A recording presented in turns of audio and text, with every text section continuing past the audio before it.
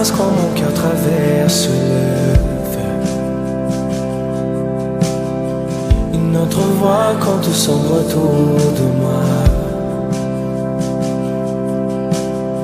Et quand je pense à la différence entre qui j'étais et qui je deviens, je sais que je ne serai jamais seul. Il était avec moi dans le feu, là à mes côtés. Il était présent dans la tempête, apaisant les mers. Et s'il m'arrive un jour d'oublier, le prix payé pour moi. Bien-aimés dans le Seigneur, bonjour. Nous rendons grâce à notre Dieu qui nous donne la vie ce matin. Bien-aimés, notre thème c'est la Pentecôte et le baptême du Saint-Esprit. Nous allons lire notre texte de base dans Jean 14, versets 16 à 17. Et moi, je prierai le Père, il vous donnera un autre consolateur, afin qu'il demeure éternellement avec vous. L'Esprit de vérité que le monde ne peut recevoir parce qu'il ne le voit point et ne le connaît point. Mais vous, vous le connaissez car il demeure en vous et il sera avec vous. Qui? Le consolateur. Soulignez le mot consolateur. Actes chapitre 2, le verset 1 à 9. Et nous allons mettre l'accent aussi sur le verset que nous sommes en train de lire. Les jours de la Pentecôte, ils étaient tous assemblés dans le même lieu. Tout à coup, il vint du ciel un bruit comme celui d'un vent impétueux. Il remplit toute la maison où ils étaient assis. Des langues semblables à des langues de feu leur apparurent, séparées les unes des autres, et se posèrent sur chacun d'eux. Et ils furent tous remplis du Saint-Esprit et se mirent à parler en d'autres langues, selon que l'Esprit leur donnait de s'exprimer.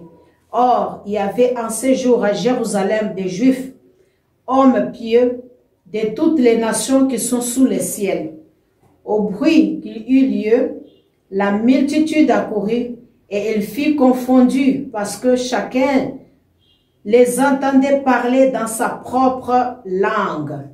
Ils étaient tous dans l'étonnement, la surprise, et ils se disaient les uns aux autres, « Voici les gens qui parlent, ne sont-ils pas tous galiléens?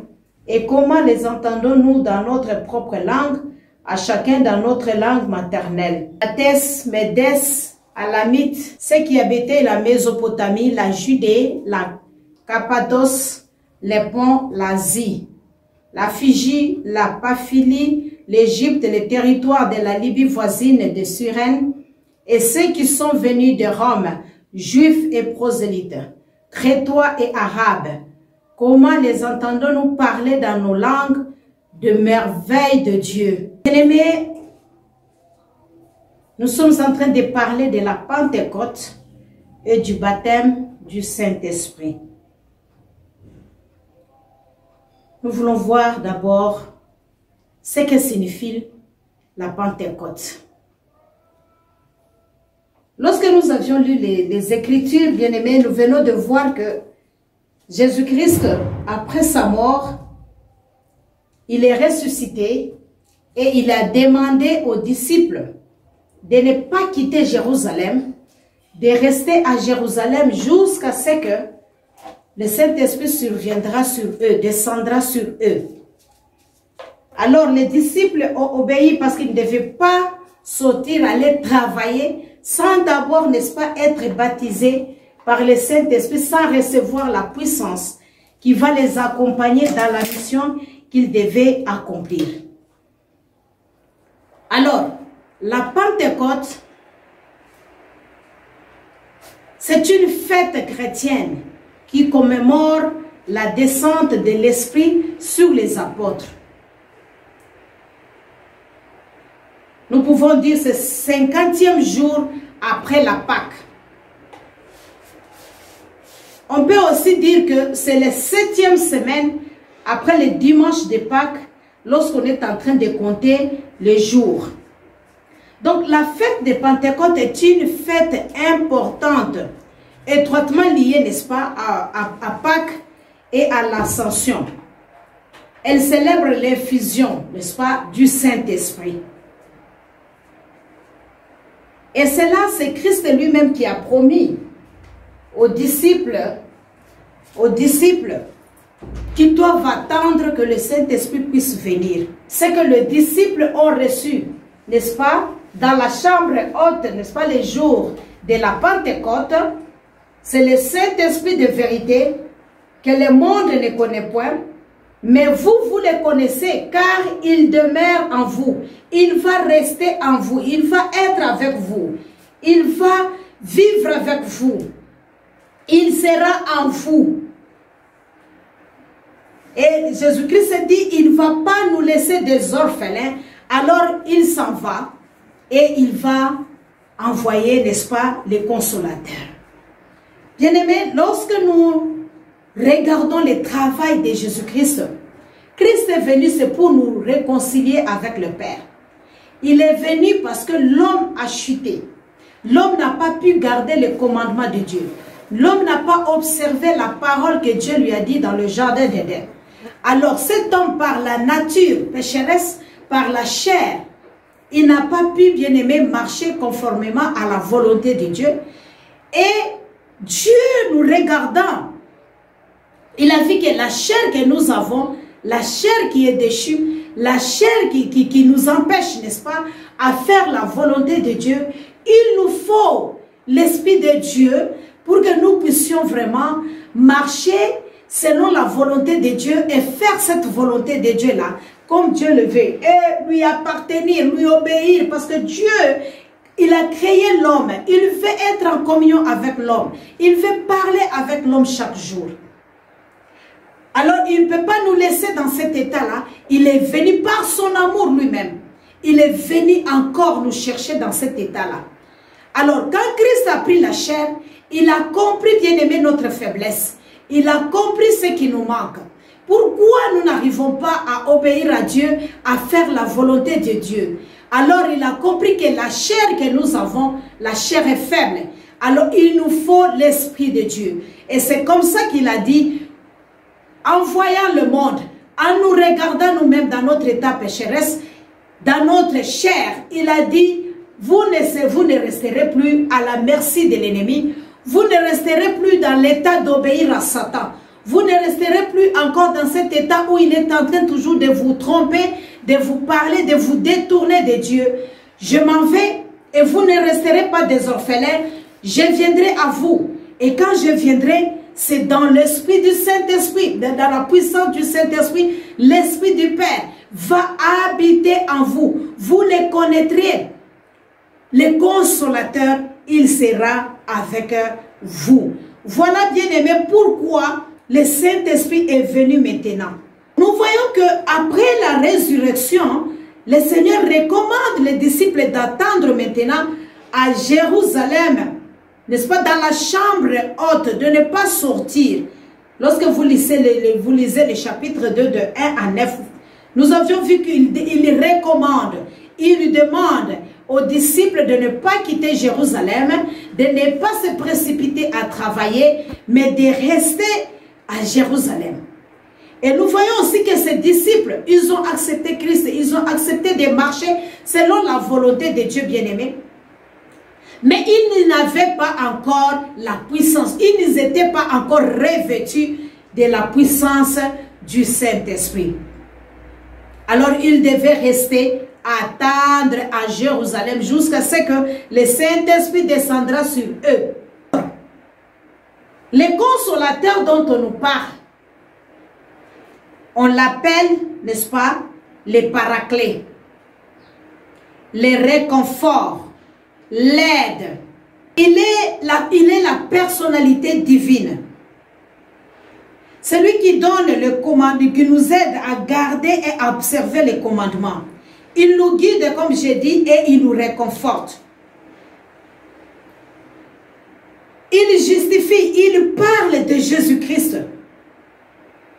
Il enseigne et il révèle des choses cachées. Comme nous venons de dire, il est une personne, il a des émotions. Il peut être vexé, il peut être trompé. Mais il est là pour nous aider et pour intercéder pour nous. Et c'est lui qui donne, n'est-ce pas, la puissance que nous voulons avoir, que les disciples devaient avoir pour travailler pour le Seigneur, pour vaincre le péché, pour vaincre le monde, pour vaincre l'ennemi. Il est, n'est-ce pas, cette puissance-là que Dieu nous donne. Il est le garant, le gage, n'est-ce pas, de notre salut. Lorsque vous lisez Ephésiens chapitre 1, le verset 13.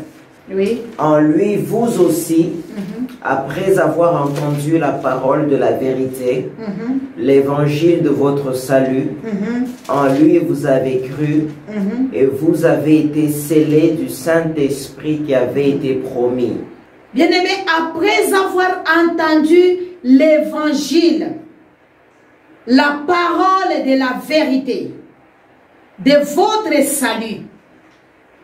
Donc quand nous recevons, n'est-ce pas, l'évangile, la parole de la vérité qui nous a sauvés, bien-aimés, nous sommes scellés du Saint-Esprit qui a été promis par Dieu à travers le prophète Ésaïe, à travers le prophète Joël, et que nous venons de lire qu'il vient de s'accomplir maintenant dans Actes chapitre 2. Donc nous comprenons par là que l'évangile du salut, l'évangile de Jésus-Christ, bien aimé, c'est l'évangile de la grâce. Parce que la loi vient avec la condamnation, nous montre les péchés, nous juge. Mais Jésus-Christ vient maintenant, il comprend pourquoi nous sommes jugés. Parce que nous n'arrivons pas à marcher conformément à la parole de Dieu. Et il nous dit, il nous sauve. Et quand il nous sauve, il ne nous laisse pas des orphelins. Il vient maintenant à travers l'évangile, comme nous l'avons accepté, et nous avons cru à cet évangile de la vérité, qui est la parole de la vérité qui nous a été annoncée. Il nous donne maintenant le consolateur. Il nous donne maintenant, il nous scelle maintenant pour garantir notre salut. Lorsque nous entendons cet évangile de vérité. Et celui qui nous convainc, le Saint-Esprit, de l'état du péché. Bien-aimé, le Saint-Esprit travaille en silence dans l'homme. Souvent, j'ai toujours dit que quand l'Esprit de Dieu, peut-être au début de ta conversion, quand quelqu'un est baptisé dans le Saint-Esprit, des fois, il y a des troubles dans cette personne-là. Parce que réellement, il veut prendre vraiment possession et Christ veut réellement s'asseoir dans la vie de la personne. On peut voir, n'est-ce pas, des troubles.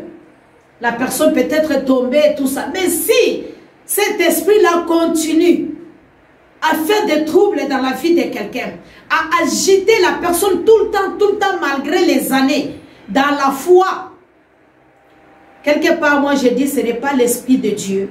Parce que l'Esprit de Dieu, c'est un esprit de paix. C'est un esprit de tranquillité. C'est un esprit, bien-aimé, qui vient, qui travaille en silence dans l'homme. Il est une personne divine. Non seulement une force, bien-aimée, ni une chose, mais une personne qui écoute, une personne qui parle, qui nous guide dans notre marche, qui donne des conseils. Et comme nous venons de le voir, il a des émotions. Et il témoigne de Jésus-Christ. Il est l'Esprit de Dieu. Il est Dieu.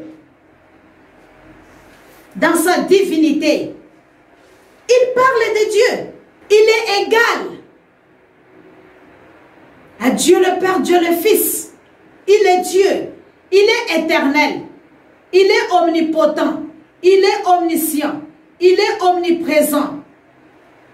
il a eu part, il a participé à la création, bien-aimée. Donc le Saint-Esprit, c'est Dieu qui habite à nous. Comme nous disons Emmanuel, Dieu parmi nous.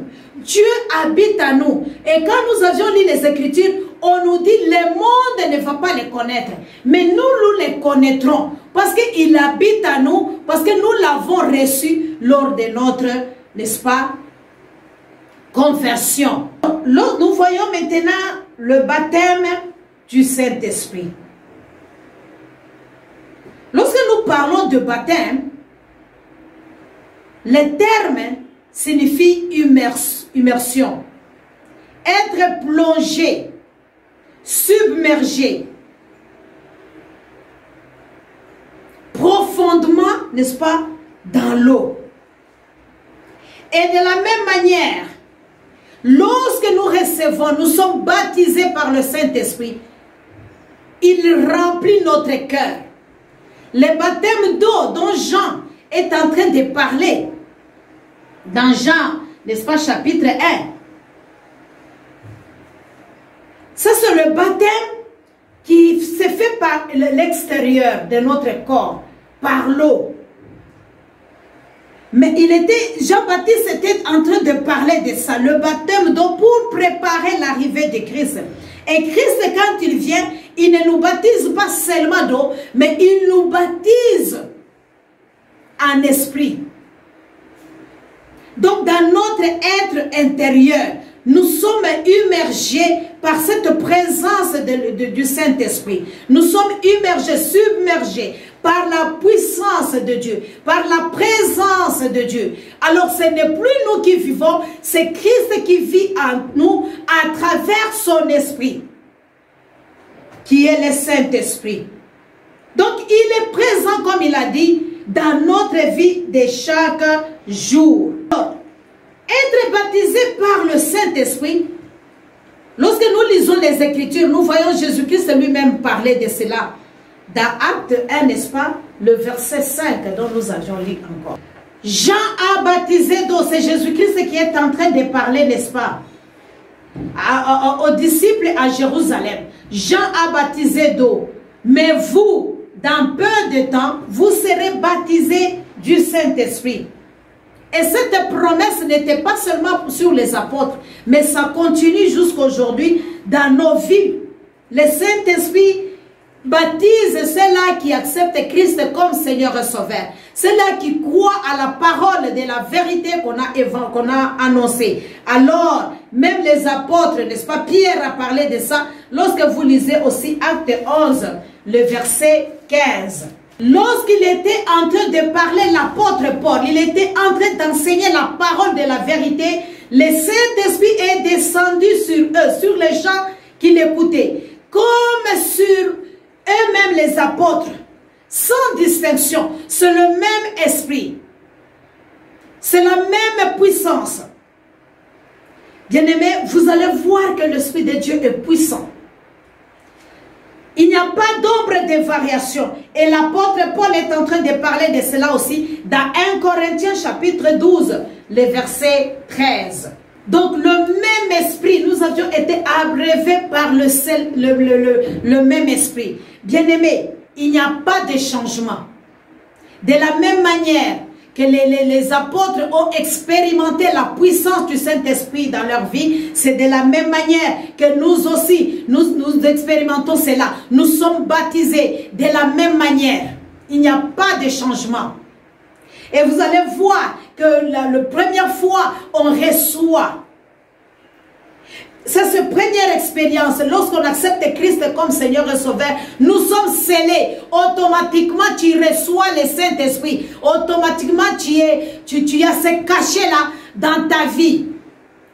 Et maintenant, deuxième expérience, nous sommes remplis maintenant de cet esprit-là qui commence maintenant à travailler en nous par les fruits de l'esprit, par, n'est-ce pas, les œuvres, n'est-ce pas, les dons du Saint-Esprit.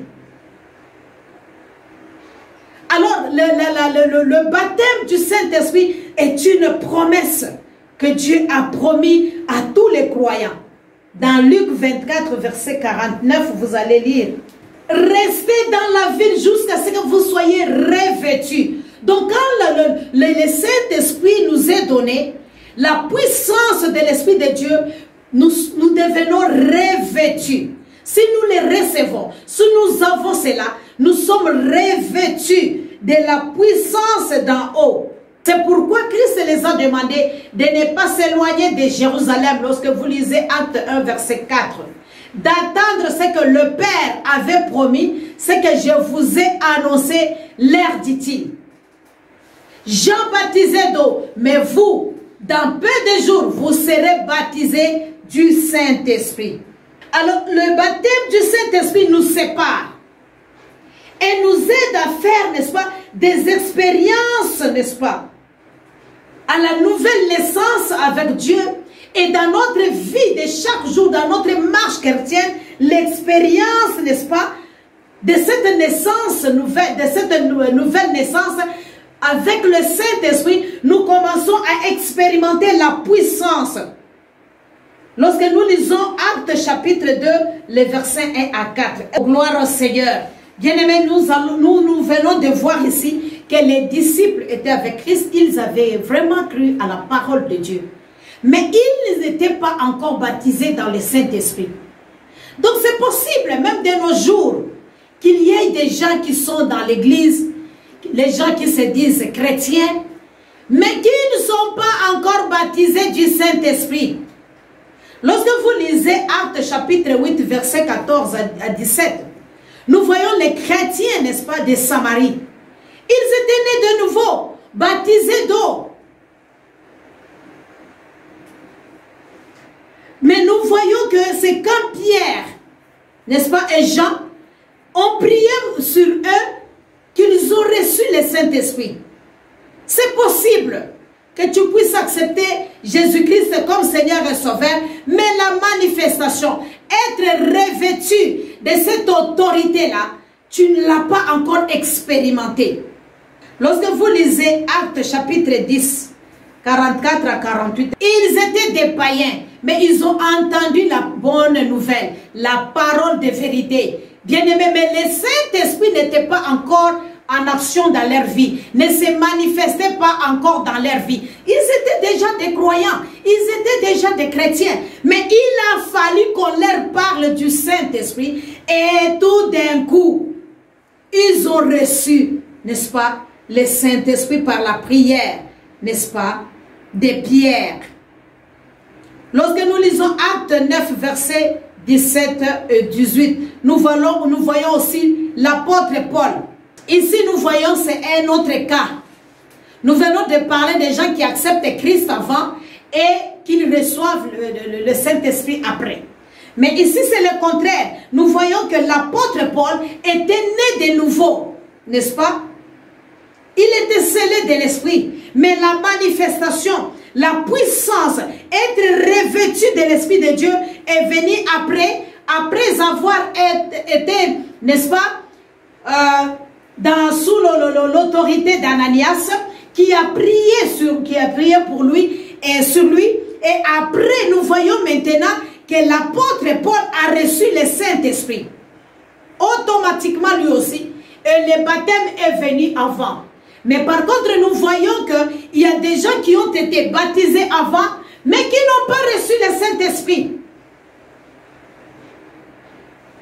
Alors, le Saint-Esprit est important dans la vie d'un chrétien pour faire des expériences, bien-aimées, de la vie spirituelle, de la vie chrétienne, n'est-ce pas, avec le Seigneur. Il faut que nous soyons baptisés du Saint-Esprit. Un chrétien bien-aimé, sans le Saint-Esprit, il mènera toujours une vie d'échec. Parce que le Saint-Esprit est Dieu. C'est lui qui nous équipe. C'est lui qui nous remplit, qui nous revêtit, n'est-ce pas, de cette autorité-là pour que nous puissions arriver à chasser les démons, à résister au péché, à prier, n'est-ce pas, par l'Esprit, selon l'Esprit, pour recevoir l'exaucement. Beaucoup de gens tournent en rond dans leur prière, ils prient beaucoup, mais ils ne reçoivent pas parce qu'ils prient dans la chair. Or, vous savez que les œuvres de la chair sont contraires aux œuvres de l'esprit, dit Galates. Et si nous prions, nous marchons selon l'esprit, nous n'allons pas accomplir les désirs de la chair. La Bible nous dit ce qui est né de l'esprit est esprit, et ce qui est né de la chair est chair. Le Saint-Esprit, c'est lui qui nous aide dans la vie de chaque jour, bien-aimé. L'endurance dans des persécutions et dans des épreuves. Sans cela, l'homme n'est pas capable, bien-aimé, de supporter cela. Alors, il nous faut réellement être revêtu de la puissance de Dieu, être baptisé en esprit de Dieu par le Saint-Esprit. Recevoir ce baptême-là, c'est très important si nous ne sommes pas encore baptisés par le Saint-Esprit, de chercher le baptême du Saint-Esprit dans notre vie. On parle du Saint-Esprit. Il nous donne cette puissance-là de témoigner. Il y a beaucoup de chrétiens aujourd'hui qui n'arrivent pas à témoigner Christ dans leur vie, à parler de Jésus-Christ à une autre personne. Quelque part, il faut bien s'observer. Parce que si la puissance surnaturelle de Dieu est en toi, tu ne peux pas garder silence, cacher ce que Christ a fait dans ta vie, oublier d'où il t'a tiré. Et garder cela comme un secret personnel, c'est pratiquement impossible. C'est lui qui nous donne, n'est-ce pas, l'habilité, n'est-ce pas, surnaturelle de prier. C'est lui qui nous donne la puissance ou la capacité surnaturelle d'aimer mon prochain. Selon Romains 5, verset 5 et Romains 15, verset 30. Et l'onction surnaturelle nous vient du Saint-Esprit. Si nous voulons impacter les autres, si nous voulons faire de grandes choses avec le Seigneur, nous voulons aller dans des dimensions élevées avec Dieu, bien-aimés, sans le Saint-Esprit, on ne peut pas. Nous sommes appelés à être baptisés par l'Esprit. C'est lui qui est la voie qui permet que nous puissions pénétrer le surnaturel. Il est l'enseignant par excellence, bien-aimé. Comme nous avions dit encore, il est le réconfort. C'est lui qui nous guide. C'est lui qui nous aide physiquement dans notre santé physique. C'est lui qui guérit. Et c'est lui qui nous aide de vivre une vie de manière surnaturelle de sanctification. Et quand il est à nous, il nous amène, n'est-ce pas, à vivre une vie de Dieu, une vie de crainte de Dieu. Parce que sans le Saint-Esprit, l'homme n'est pas en mesure de plaire à Dieu, de faire la volonté de Dieu comme il faut. Il nous faut cette force, il nous faut cette capacité, cette puissance surnaturelle. Et nous devons expérimenter cela. C'est lui qui nous amène maintenant à exalter Jésus, à glorifier Jésus. Et c'est lui maintenant la présence, n'est-ce pas, de Dieu dans notre vie. Alors, comment les recevoir? Je vais donner plus ou moins 7 points qui vont vous aider à recevoir le Saint-Esprit. Premier point, c'est la repentance. Nous trouvons cela dans Actes chapitre 2, le verset 38. Donc pour les recevoir, le processus, ça commence par l'acceptation d'abord de Christ, de la parole, de la vérité. Et après, la personne prend la décision d'abandonner cette vie de péché, de se repentir, de refuser de mener une vie qui est conduite par la chair. Et vous allez comprendre, quand quelqu'un dit mon bébé de 2 ans, d'1 année a reçu le Saint-Esprit, c'est pas normal. Parce que les Écritures sont claires ici. La repentance. Et quand on se repent, toujours dans les mêmes versets, on nous dit on devient baptisé. C'est-à-dire, on répond à cela. Christ a dit d'aller se faire baptiser et après la manifestation, n'est-ce pas, la puissance du Saint-Esprit, la couverture de l'Esprit de Dieu va nous accompagner dans notre marche. Parce qu'il dit au verset 38 toujours, qu'il soit baptisé au nom de Jésus-Christ. Donc le baptême est très important. Alors nous sommes baptisés par la puissance du Saint-Esprit.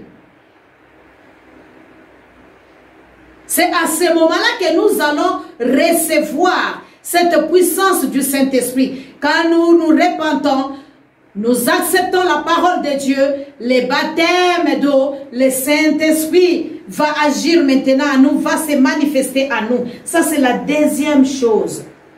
Troisièmement, croire. Nous sommes dans Jean 7, verset 37. Il faut croire, avoir la foi dans cette parole-là.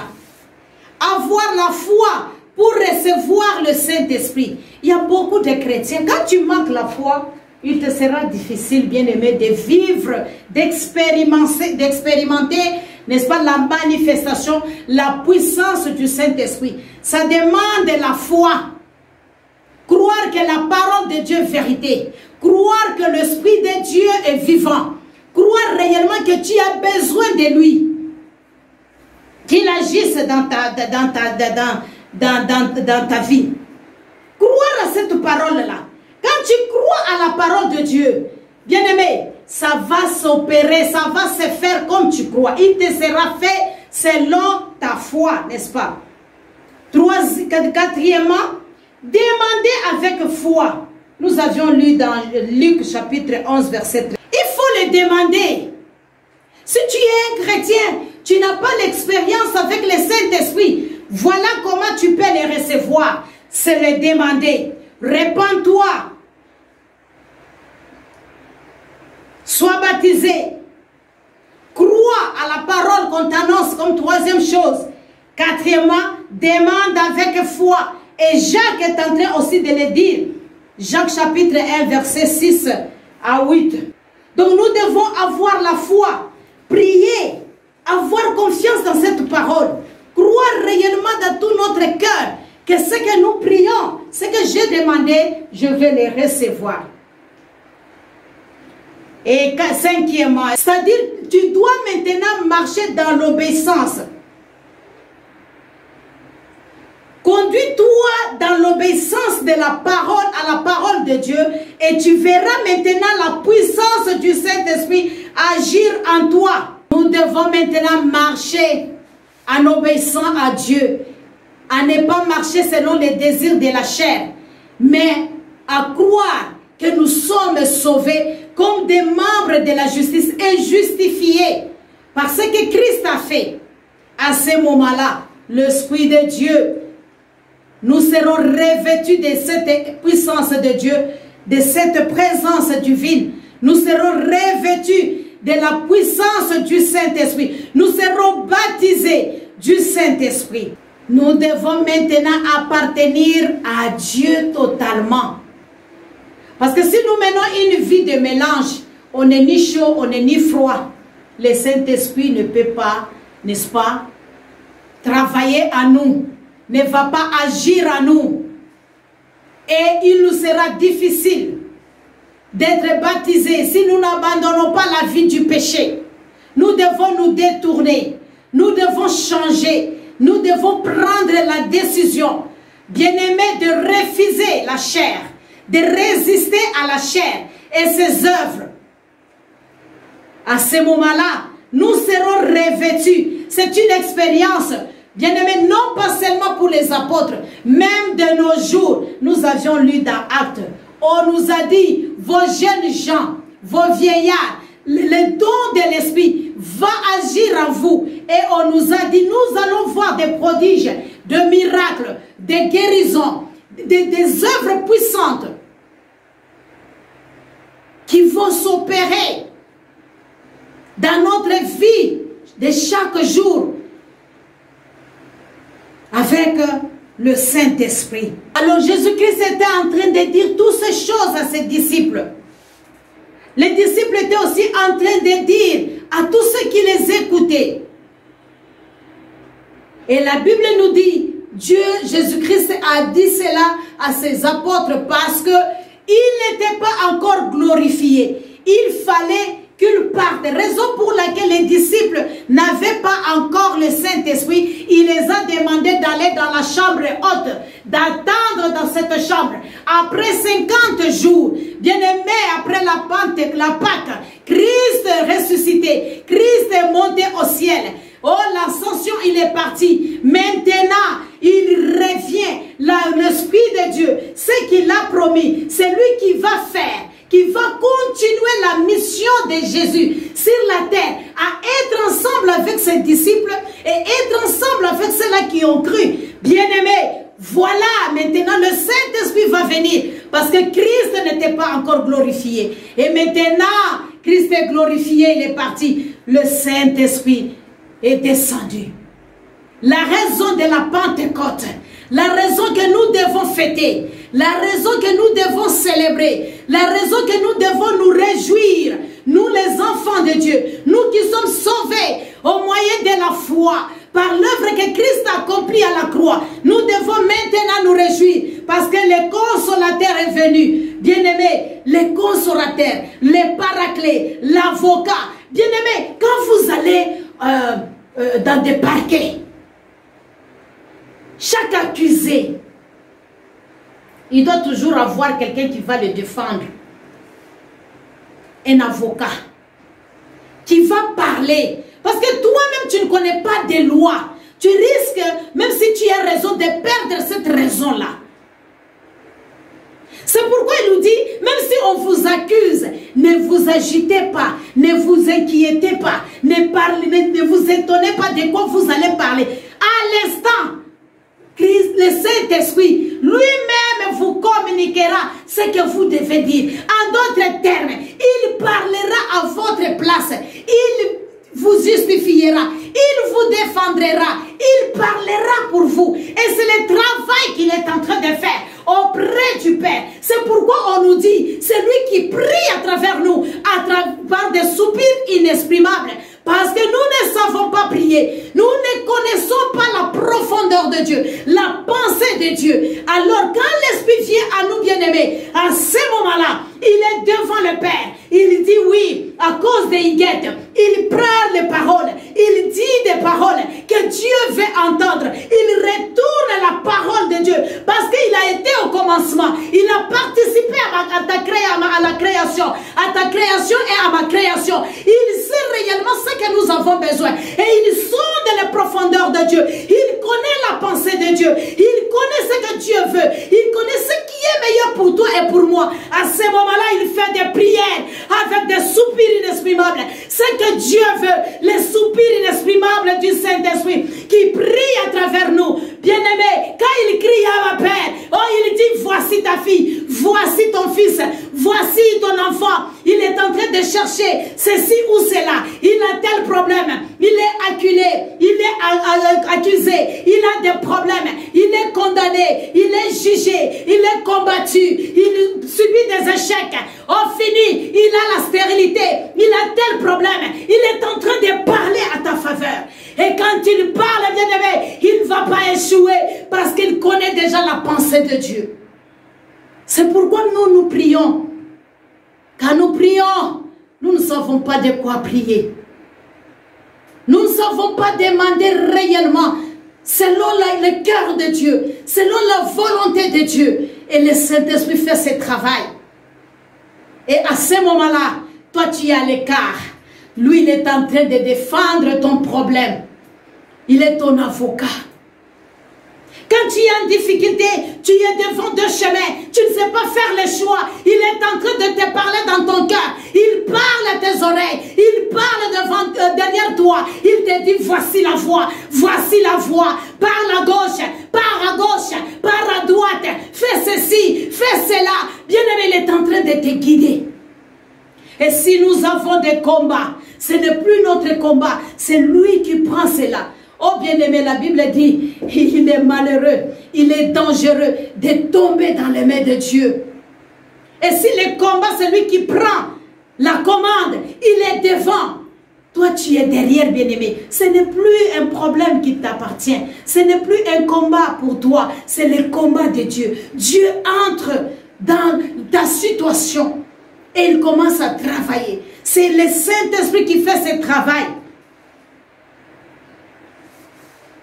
Il est venu, bien-aimé, pour nous aider, pour nous sauver. Alors nous devons soumettre la chair. Dieu ne nous appelle pas aux afflictions, à la souffrance, être affligé, mais il nous appelle pour nous bénir, bien-aimés. Lorsque nous sommes baptisés, nous sommes nés de Dieu, bien-aimés, le Saint-Esprit habite à nous. C'est à ce moment-là, lorsque nous allons vivre, nous soumettons la chair, nous allons dire comme l'apôtre Paul, ce n'est plus moi qui vis, mais c'est le Dieu qui vit en moi. Parce que l'Esprit de Dieu, la présence de Dieu est dans ta vie. Et c'est lui qui fait maintenant la distinction, qui te démarque, bien-aimé, dans tout ce que tu fais. Parce que il est vivant, il est Dieu. Et à ce moment-là, il commence à te révéler ce qui est caché. Il commence, bien-aimé, à te parler, à te guider, à te donner des victoires sur tes ennemis. Lorsqu'une table est dressée devant toi et ton ennemi, la Bible dit dans Psaume 23 que vraiment ta coupe va remplir. Et quand ça va remplir, ça va déborder. Et quand ça déborde, bien-aimé, tu prends cette coupe-là de victoire. Non pas parce que tu es capable, non pas parce que tu le mérites, non pas parce que toi tu sais combattre, mais à cause de l'Esprit de Dieu qui est en toi. La victoire devient certaine. Tu es plus qu'un vainqueur. Et tu vas voir ton ennemi être vaincu. Tu vas voir la maladie disparaître. Tu vas voir le chômage disparaître. Tu vas voir les situations que toi tu crois c'est impossible. Bien-aimé, tu dois célébrer la Pentecôte. Tu dois aimer le baptême du Saint-Esprit parce que tu seras revêtu, bien-aimé, de la puissance d'en haut. Tu seras revêtu de la personne divine, bien-aimé, dans ta vie. Tu n'es plus seul. Il y a quelqu'un. C'est pourquoi il ne faut même pas s'inquiéter à cause de ce que les gens disent. Parce que le dernier mot pour toi, il n'y a que Dieu qui va siffler. Il n'y a que Dieu qui va parler en dernier lieu. Donc tu n'as pas à t'inquiéter.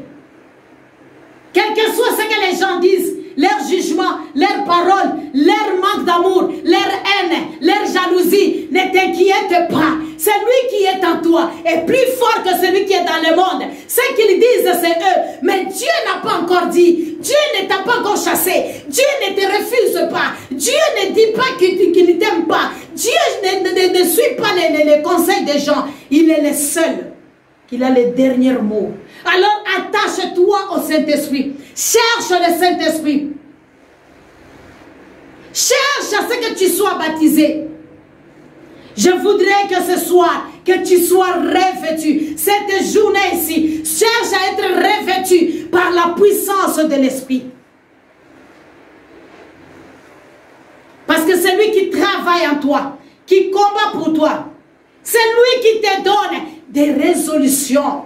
C'est lui qui donne la réponse à tes prières. Tu ne tourneras plus en rond parce que tu ne pries pas dans la chair. Tu ne pries pas selon les désirs de la chair, mais tu pries selon la conduite du Saint-Esprit, selon la révélation de l'Esprit. Tu pries en esprit et en vérité, bien-aimé. Tu seras surpris et surprise, bien-aimé, du merveille des choses que Dieu va faire dans ta vie.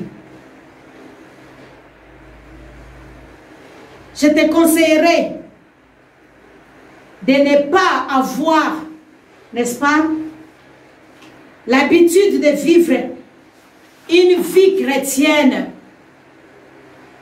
d'habitude, des religieux. Parce que la promesse s'est déjà accomplie. Lorsque nous avions lu Acte 2, verset, n'est-ce pas, 13 à 21. La promesse s'est déjà accomplie. Les prodiges que tu cherches, les miracles que tu cherches est en toi. Les miracles dans le Saint-Esprit bien-aimé. Si tu abandonnes la vie du péché, si tu te répands, si tu t'accroches à Dieu, si tu crois à la parole, si tu marches non pas selon la chair, mais selon l'Esprit, bien-aimé, les miracles t'accompagneront.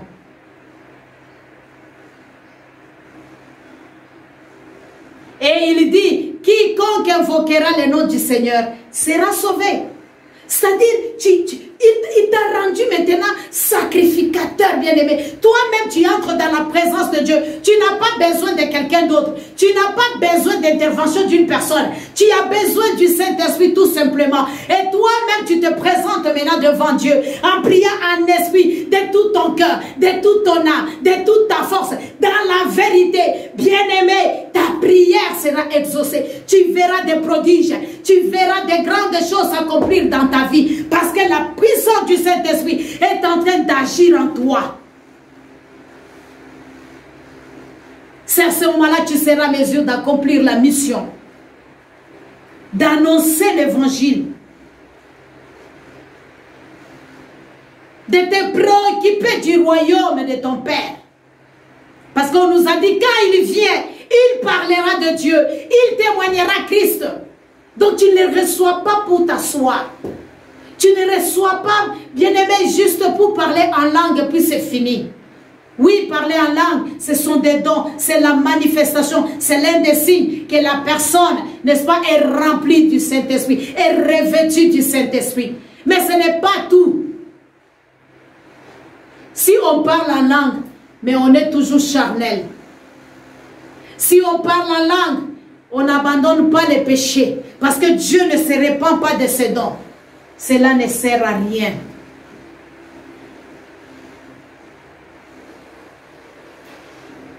La Pentecôte, bien-aimés,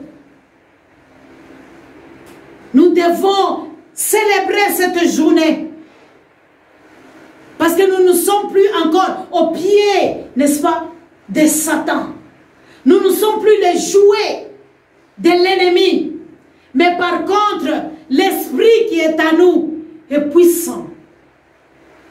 Un esprit supérieur que celui qui est dans le monde. Il nous révèle, n'est-ce pas, des choses cachées de l'ennemi, la ruse de l'ennemi. Maintenant, nous n'allons plus tomber et abandonner Dieu comme Adam et Ève. Mais par contre, nous marchons dans la crainte. Nous connaissons maintenant ces pièges et nous les dévions. Nous marchons, nos yeux fixés à la croix parce que nous avons maintenant Dieu en nous. Et nous ne sommes pas n'importe qui. Parce que nous sommes des ambassadeurs. Nous ne sommes pas à la merci où l'ennemi vient encore détruire nos vies. Parce que nous marchons dans l'ignorance. Mais nous sommes maintenant éveillés. Il ne domine pas sur nous. Mais nous savons qui nous sommes. Nous ne sommes plus des héritiers qui sont encore des enfants. Mais par contre, il nous enseigne l'Esprit de Dieu et nous grandissons. Nous voulons atteindre, nous atteignons la maturité de sorte que nous ne soyons pas emportés à tout vent et à toutes sortes de doctrines. Mais nous avons maintenant l'esprit de discernement en nous. Et par là, nous arrivons à porter des fruits et à vaincre l'ennemi et tous ses alliés. Tu n'as plus besoin d'avoir encore peur des sorciers, des féticheurs ou de la situation qui te dérange. Tu es inquiète, tu es troublé, tu ne sais plus quoi faire parce que c'est difficile pour toi. Non! C'est pour cela que Christ t'a donné le Saint-Esprit pour te réconforter dans des situations difficiles, dans des épreuves difficiles, avec Christ, tu vas faire des exploits, tu vas marcher. Bien-aimé, parce que tu es baptisé, parce que tu es revêtu. La Pentecôte, tu n'es plus la même personne. Tu n'es plus, regardez la vie de Pierre. Quand il était avant la Pentecôte, c'était un Pierre qui avait peur. Un Pierre qui était agité, qui voulait se battre avec sa chair. La vie des disciples qui se tiraillaient pour des titres. Et ils ont demandé même à Jésus, dis-nous qui est grand parmi nous. Ce qui révèle leur état d'âme, que c'était les gens qui regardaient des premiers postes, des gens qui cherchaient des intérêts, qui voyaient comment est-ce qu'ils vont devenir grands, comment est-ce qu'ils vont avoir des choses. Mais la réponse de Jésus, il les a dit, c'est le contraire de la chair, c'est le contraire de la politique, c'est le contraire du monde. Dans ces royaumes, il faut être au service des autres pour devenir grand. Gardez mes commandements. Et nous voyons maintenant, quand le Saint-Esprit descend, les jours de la Pentecôte, Acte nous dit que tous ont parlé des langues, comme des flammes.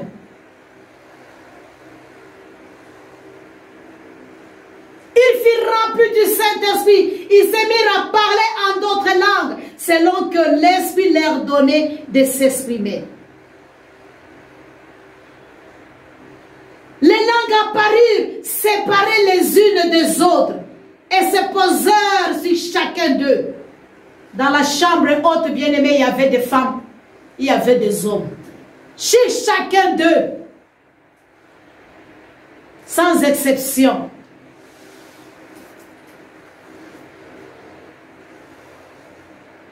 Et les multitudes furent confondues, parce qu'ils parlaient dans sa propre langue. Chacun parlait dans sa propre langue. Donc, en d'autres termes, c'était des langues des humains.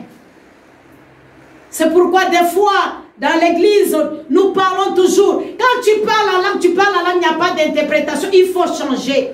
Parce qu'il faut qu'on comprenne ce que tu es en train de dire. Tu peux parler les langues des anges. Tu peux parler les langues des hommes.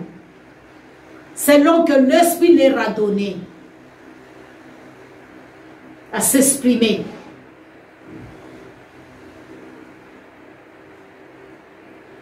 Et toutes les tribus, les langues qui étaient là, ils ont entendu. Et d'autres se moquaient, ils disaient, ils sont pleins de vin doux. Alors Pierre se présenta avec les 12, éleva la voix et leur parla en ces termes.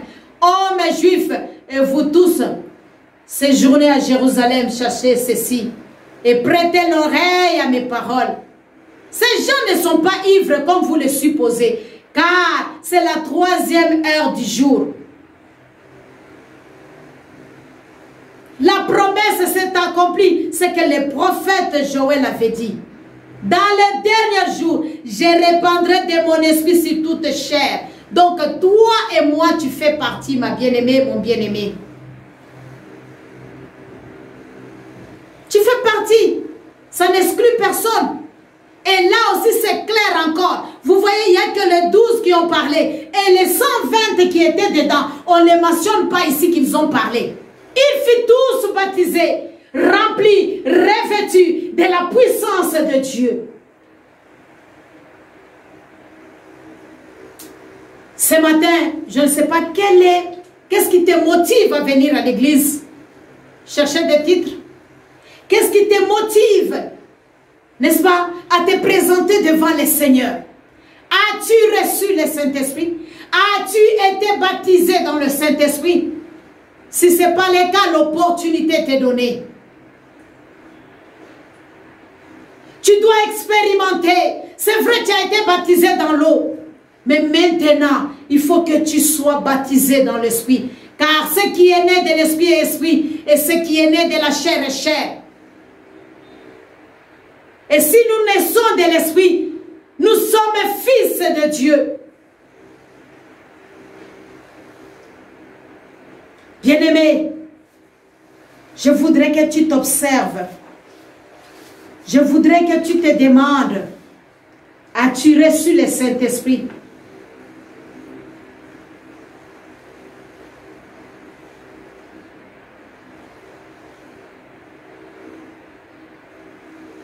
Parce que lorsqu'on reçoit le Saint-Esprit n'aime pas les péchés parce qu'il est saint. Il est Dieu. La Bible nous dit que quand nous demandons l'Esprit, Dieu ne nous donnera pas une autre chose, un esprit de Satan. Non, non. Si nous savons donner de bonnes choses à nos enfants, pourquoi Dieu, si nous lui demandons le Saint-Esprit, ne nous donnera-t-il pas avec lui? Il doit les recevoir. C'est un don de Dieu. Et les disciples ont prié sur les gens, ils ont reçu. De nos jours, il est présent, il est encore là. Il est toujours là jusqu'à la fin du monde. Il sera toujours avec nous. Il y a des gens qui nient encore la présence du Saint-Esprit. Jusqu'à nos jours, il y a des gens qui critiquent ceux qui parlent la langue. Jusqu'à nos jours, il y a des gens qui disent dans vos histoires là des églises. Il y a d'autres jours, aujourd'hui, les gens qui disent, est-ce que le Saint-Esprit existe? Je crois en Dieu, ça suffit. C'est le même Dieu. Non, bien-aimé. Tu dois croire que le Saint-Esprit, c'est lui qui guide les hommes sur la terre. C'est lui qui aide, c'est lui qui rend capable, c'est lui qui fortifie, c'est lui qui enseigne bien, c'est lui bien-aimé qui prie avec des soupirs inexprimables. C'est lui qui est le paraclet, bien-aimé, notre consolateur. C'est lui qui est, bien-aimé, l'avocat. C'est lui qui est le réconfort du chrétien. C'est lui qui est l'aide par excellence dans nos épreuves et dans nos difficultés. Si tu vois les autres sont toujours tenaces, malgré ils ont des problèmes, sur cette terre, bien-aimé, il n'y a jamais eu quelqu'un qui n'a pas trébuché ou qui n'a pas de problème. Tu n'es pas le seul. Mais si tu vois les autres, malgré les problèmes, malgré les difficultés, ils tiennent bon. C'est pas parce qu'ils veulent, c'est pas parce que eux, ils sont extraordinaires. Mais il y a l'homme, il y a la personne du Saint-Esprit, la personne divine qui vient les rendre extraordinaires, qui leur donne la capacité, qui les fortifie, bien-aimés, qui les aide pendant qu'ils sont en difficulté. Oh, cet homme-là, il est capable, bien-aimé, de changer des choses qu'on ne peut pas comprendre avec l'intelligence humaine. Il est capable, bien-aimé, de faire ce que toi-même tu ne t'entends pas. Oh, j'ai pris que quelque chose d'extraordinaire se passe dans ta vie aujourd'hui. J'ai pris que quelque chose se manifeste. Bien-aimé, que quelque chose, les portes qui sont toutes fermées, s'ouvrent devant toi, bien-aimé. Parce qu'il fait des choses, il est étonnant. Il ramasse l'indigent, il le fait asseoir avec les grands. Là où tu n'as personne pour parler de toi, oh, te défendre, il est là pour te défendre, bien-aimé. C'est pourquoi tu n'as pas à pleurer. Je n'ai personne pour me recommander au travail. Bien-aimé, prie. Le Saint-Esprit va te recommander. Le Saint-Esprit va parler de toi. C'est extraordinaire. La Pentecôte, une victoire pour nous. La Pentecôte, nous ne sommes plus esclaves. La Pentecôte, nous sommes plus que vainqueurs. La Pentecôte, Emmanuel de Dieu parmi nous. La Pentecôte, la plénitude du Saint-Esprit.